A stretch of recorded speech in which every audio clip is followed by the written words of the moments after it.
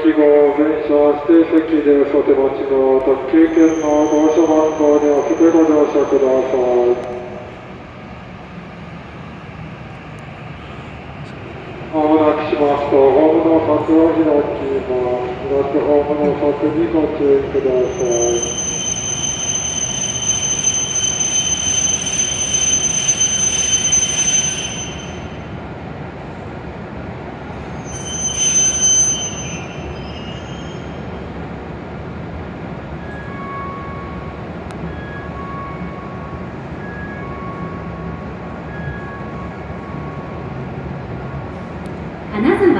金沢です。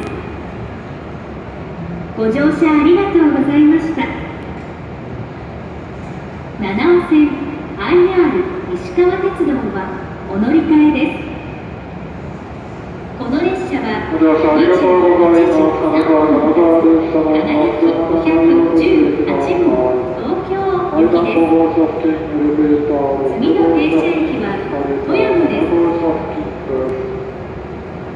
12番乗り場、停車中の列車は21時3分川焼518号東京行きです。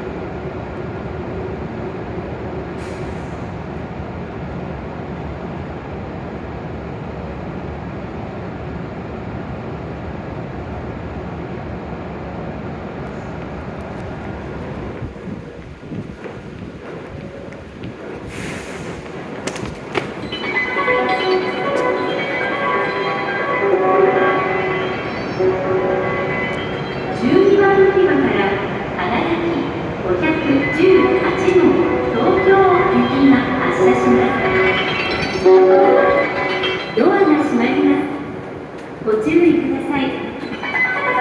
お見送りのお客様はホームの柵の内側までお下がりください。